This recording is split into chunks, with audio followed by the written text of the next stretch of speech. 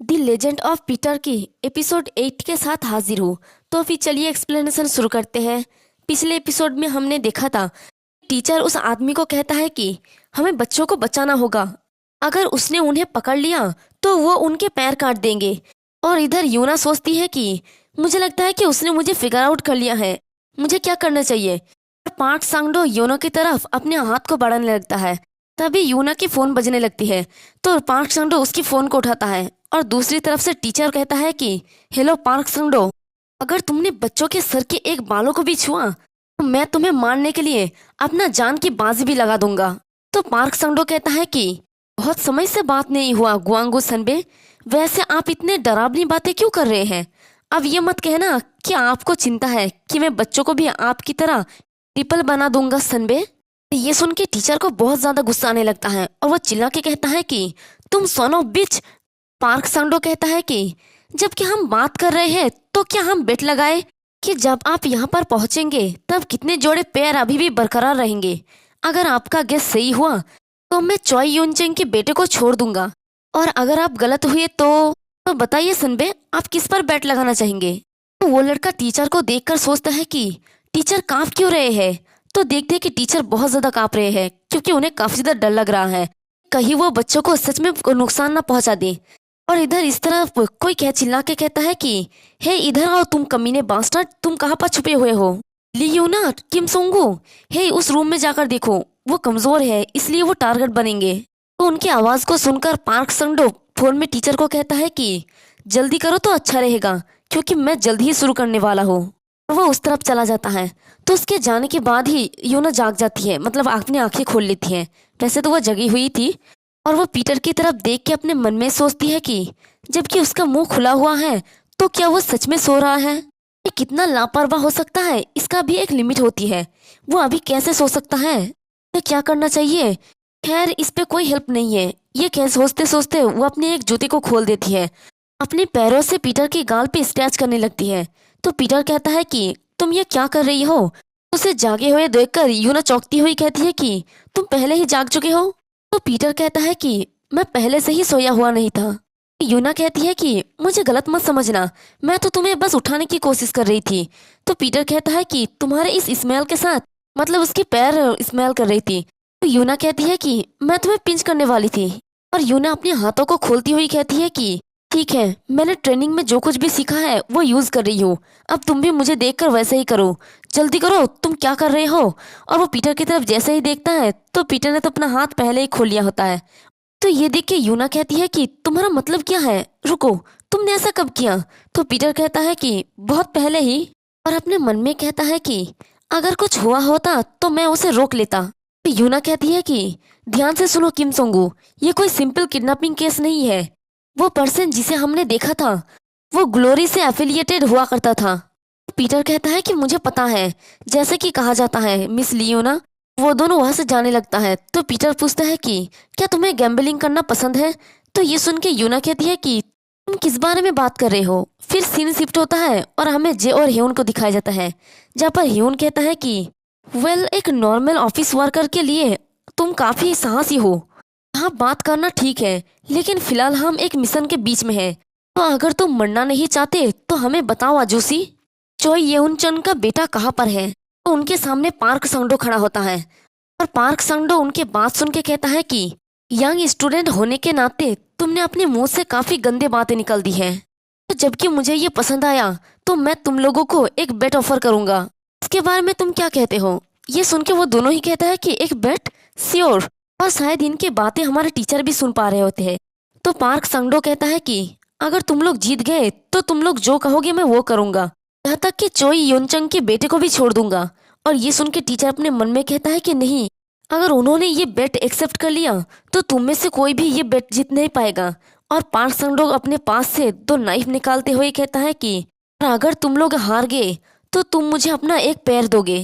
तो ये सुन के जे हंसते हुए कहता है कि ओहो, मैंने तो सोचा तुम एक नॉर्मल ऑफिस वर्कर हो, लेकिन तुम्हारा एक सेक्सी साइड भी है। और ह्यूंग कहता है कि लेकिन क्या ये ठीक होगा जूसी।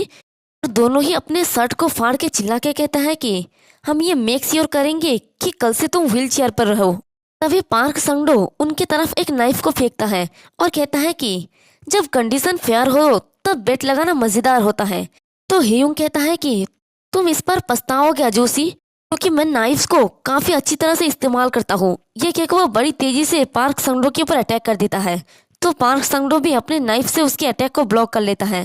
हेयुन के बारे में फिर से बताया जाता है कि ये ओनर ऑर्फनेज का 58 जनरेशन का है, डोगो हेयुंग, और इसका स्पेशल जो एबिलिटी होता है वो स्पिरिट और दूसरा कुछ दिखाई नहीं देता है, लेकिन अब दिखाया जाता है। उसका दूसरा एबिलिटी होता है डिवाइन ओनर स्कूल का नंबर 1 नाइफ फाइटर। इसी के साथ वो बार बार पार्क संगडो के ऊपर अटैक करता है, लेकिन पार्क संगडो बड़ी तेजी से उसके अटैक को ब्लॉक करता है या फिर बच जाता है। तो हेयुन अपने मन में सोचता है कि यह अजूसी वास्तव में इतना अच्छा नहीं है। हम सेम ही नाइफ यूज कर रहे हैं, लेकिन वो मेरे तुलना में कमजोर है। मैंने कोई क्रिटिकल स्ट्राइक नहीं किया, लेकिन डैमेज तो होगा ही। अगर ये फाइट लंबा चला तो मैं जीत जाऊंगा। पर तभी उसके ऊपर अटैक होता है, लेकिन वो बड़ी मुश्किल से उस अटैक से बचता है। लेकिन फिर भी उसके चिन पे थोड़ा सा कट लग जाता है और वो सोचता है कि लेकिन ये क्या है, ये अजीब है। मैं श्योर हूँ कि ये सेम नाइफ है, तो फिर क्यों? और वो पीछे हट जाता है। तो ये देख के पार्क संगडो कहता है कि क्या हुआ लड़के, क्या कुछ गलत है? तो हेयुंग अपने नाइफ को देखते हुए कहता है कि ये डर्टी सन ऑफ बिच। तो ये सुन के जे कहता है कि क्यों, क्या हुआ हेयुन? तो हेयुन अपने नाइफ को देखकर कहता है कि इस नाइफ में कोई धार नहीं है, यानी ये तेज नहीं है। तभी वहां पर पीटर और यूना भी आ जाती है और यूना चिल्ला के कहती है कि डोगो हेयुंग जे, हम आ गए यहाँ पर तुम्हारा हेल्प करने के लिए। तो हेयुंग उन्हें रोक देता है और चिल्ला के कहता है कि इंटरफेयर मत करो, ये हमारा फाइट है। तो जे कहता है कि अगर हम जीत नहीं सके तो तुम भी नहीं कर सकते, इसलिए बस वहीं पर खड़े रहो और देखो। तो हेयुन कहता है कि that's right J, dam strength, ये अजूसी जानता नहीं है कि हमारा मोटिव्स क्या है। इसी के साथ वो दोनों अपने पास्ट की बातें करने लगता है। आप लोग पिक्चर देखते रहिए और मेरी बातों को सुनते रहिए। तो जे और हेयुन कहता है कि ऑर्फनेज को कंप्लीट करने का आखिरी बाधा हेल मंथ है। पानी और खाने के बजाय हमें जो एकमात्र सप्लाई दिया गया वो एक पिस्तौल और एक बुलेट था। एक ऐसी जगह जहाँ पर हजारों जंगली जानवर हैं। हमें जिंदा रहने के लिए जो कुछ भी संभव था वो करना पड़ा। बुलेट का यूज कई सिचुएशन में किया गया, हंटिंग के लिए, फ्रेंड को धोखा देने के लिए, यहाँ तक कि खुद के लिए भी। मतलब सोचो जरा, इतने छोटे छोटे बच्चों को जंगली जानवर के सामने फेंक दिया जाता है, यहाँ तक कि उन्हें खाना और पानी भी दिया नहीं गया और सिर्फ एक बुलेट दिया गया। इसलिए कोई कोई अपने दोस्त को ही धोखा देके उसके बुलेट को छीनने लग रहा है और कुछ लोग ये सब कुछ सहन ना कर पा के खुद को ही मार डालता है। और वो आगे कहता है कि लेकिन हमने हार मानने से इनकार कर दिया। इस तरह मरने के बजाय हमने जिंदा रहने की पूरी कोशिश की। हमने अंत तक अपने बुलेट्स को बचा कर रखा। हम इंस्टिंक्टिवली जानते थे एक दिन हमारे 2 बुलेट्स हमारी किस्मत तय करेंगे। और हेल मंथ खत्म होने के बाद हमें पता चला कि हम ऑर्फनेज के 58th जनरेशन के 181 लोगों में से हम दोनों ही बचे हैं। यानी आप लोग इन दोनों को कम मत समझे, 181 लोगों में से बस ये दोनों ही बच के वापस आए, यानी ये लोग कोई कम नहीं है। और फिर हमने एक चौंकाने वाला स्टोरी सुना हमारे एज के एक यंग लड़के के बारे में, जो डिसाइपल पीटर के रूप में जाने लगा। उन्होंने एक बेमिसाल रिकॉर्ड छोड़ा 58 सालों में। वो एकमात्र ऐसा पर्सन था जिसने अपना बुलेट का यूज नहीं किया था और बच गया था। और अगर इन दोनों को पता चल गया कि वही पीटर उनके साथ ही है तो पता नहीं क्या होगा। खैर प्रेजेंट में आते हैं और कहता है कि हमने 10 साल बिताए, पीटर की तरह बनने की कोशिश की, बेस्ट बनने के लिए।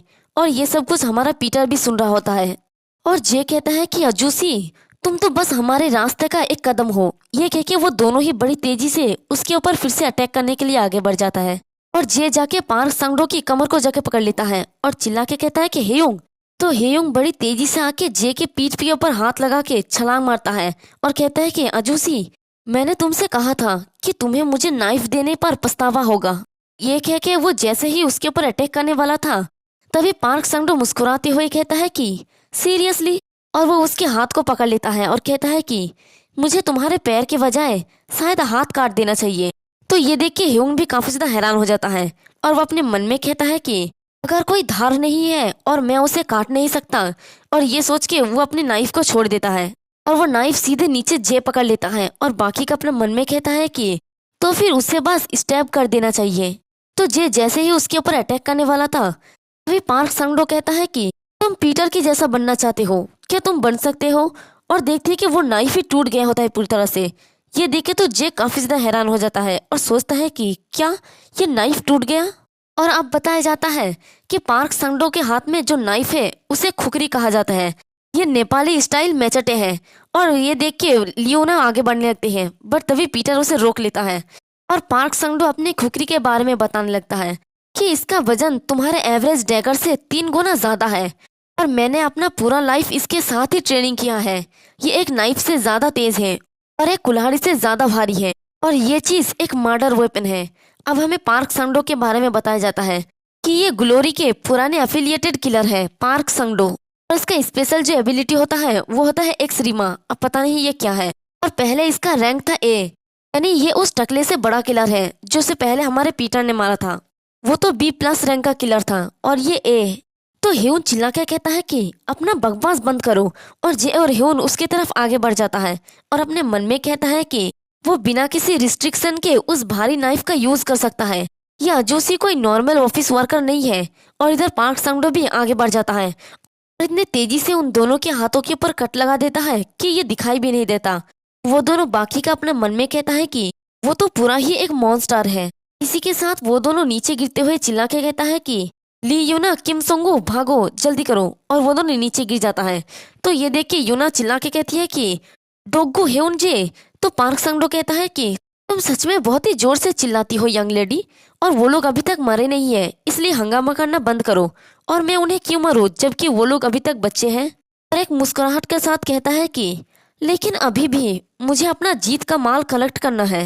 उनका एक एक पैर है ना। और जैसे ही वो उनका पैर काटने वाला था और इधर टीचर भी चिल्ला के कहता है कि नहीं प्लीज संगडो बच्चों को मत छूना, चाहे तो मैं तुम्हें अपना दूसरा पैर भी दे दूंगा। और इधर यूना भी चिल्ला के कहती है कि रुको, और वो अपने मन में कहती है कि इस रेट पर तो वो सच में उनका पैर काट देंगे। बट तभी कोई कहता है कि क्या हम एक बेट लगाए। ये सुन के पार्क संगडो रुक जाता है और पीछे की तरफ देखता है तो ये हमारा पीटर होता है और वह आगे बढ़ते हुए कहता है कि दांव डबल करे, 2 पैर और मेरा हाथ भी, अगर तुम चाहो तो मैं तुम्हें अपना गर्दन भी दे दूंगा। तो ये सुन के पार्क संगडो हैरानी से कहते हैं कि क्या। और वह हंसते हुए कहता है कि तुम सच में काफी अमेजिंग लड़के हो, जैसा कि ग्लोरी से एक्सपेक्ट था। सी और क्यों नहीं। और वो उसके तरफ भी एक नाइफ को फेंक देता है और कहता है कि जब कंडीशन फेयर हो तो बेट लगाना ज्यादा मजेदार होता है। तुम्हें एक वेपन का जरूरत है ना। यूना चिल्ला के कहती है कि नहीं ये नाइफ तो। तभी पीटर उसे रोक देता है और कहता है कि नहीं ये पर्याप्त से ज्यादा होगा। और वो एक ट्रे को उठा लेता है और इसी के साथ हमारा ये वाला एपिसोड भी खत्म होता है। और नेक्स्ट एपिसोड में हम लोग इन दोनों का फाइट देखेंगे जो काफी ज्यादा मजेदार होने वाला है। एक्सप्लेनेशन पसंद आई तो कमेंट करके जरूर बताना, वीडियो को लाइक और चैनल को सब्सक्राइब कर देना। शुक्रिया।